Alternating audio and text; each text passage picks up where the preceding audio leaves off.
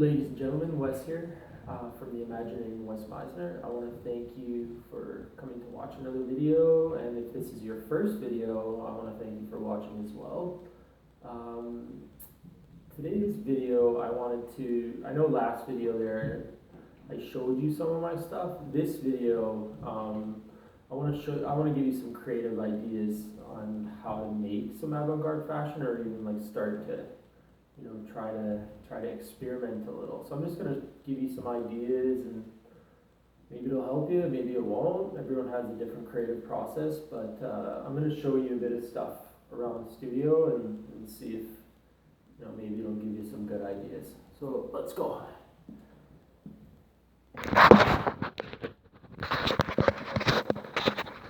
So I wanted to kind of share some things with you because it's whatever, like, cool that I showed you some of my work and stuff, but if you don't really kind of know how to get creative yourself, or you're still learning how to do that, then it can be frustrating. So I'll just take you to my production space. This kind of, I don't know, this here I was just kind of, I didn't even know what I was doing with it. It's just a bunch of scrap pieces, but I just started sewing it and like trying to put it together and make a square. Like, I don't know. So, like a lot of times you just got to play with stuff. Bring you over to my desk here. There's some of the patterns, and this is where I do a lot of the cutting here. And I have some of the equipment that I work with. It's not anything that's like super crazy, but I mean, this is a blowtorch. That can be a lot of fun. Endless possibilities with that in terms of burning fabrics or treating fabrics and getting some kind of texture out of them. I think I want to recommend getting some real good scissors. Like, don't get those shitty ones that the plastic sort of handles. Get some real good, like tailor scissors or whatever, because they'll last longer and they just cut a lot better. They're a lot easier to work with. These wire brushes can be fun.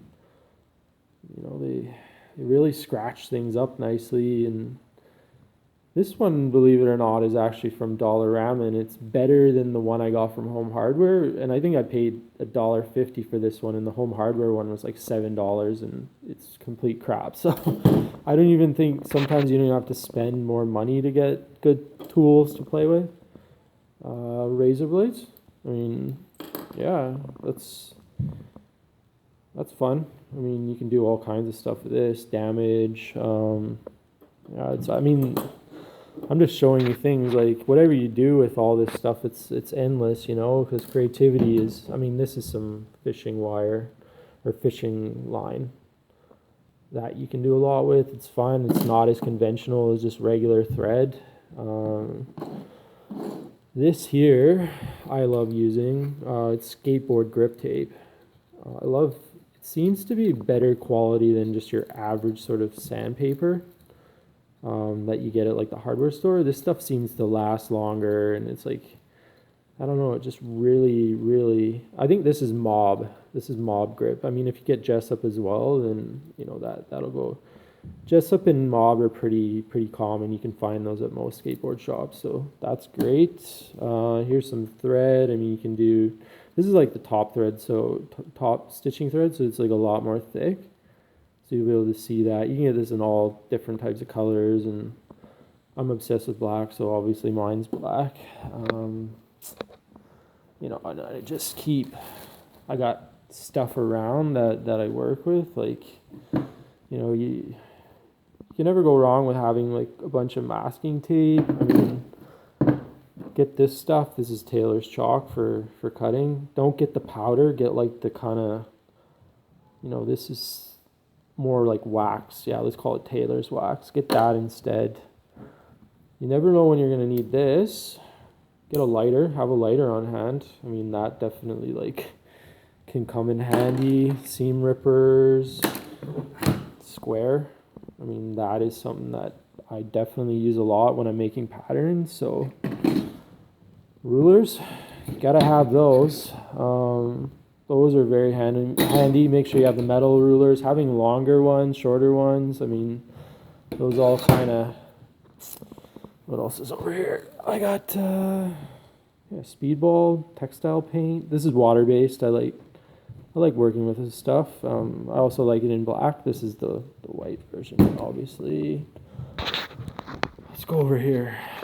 So I don't really tend to. I throw away like the smaller scraps of fabric, but I tend to keep like the kind of larger ones because definitely like you can use them either if you need to like test your serger.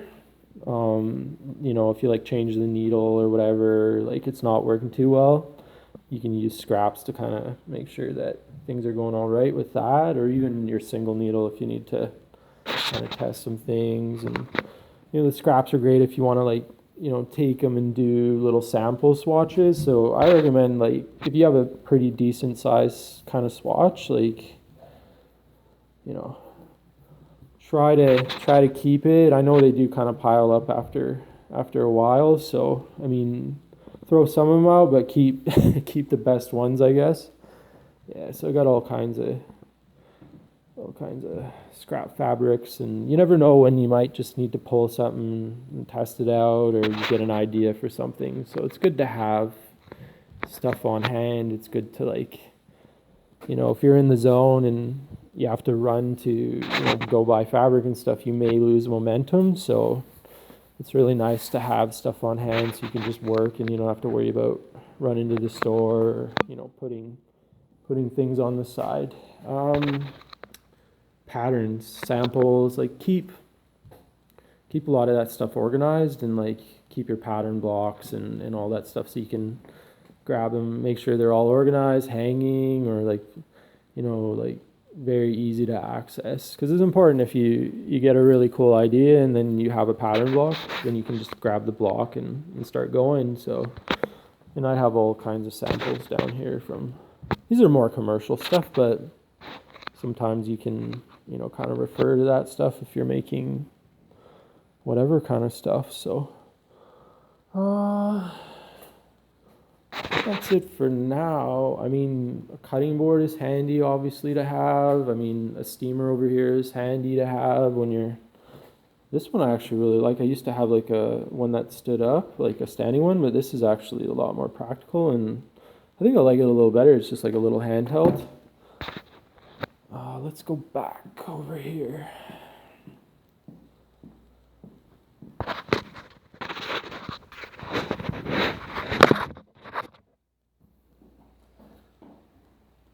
Yeah, I just wanted to give you some basic ideas on some of the tools I use and kind of, how I kind of get in the zone and some of my ideas. I hope it helps you.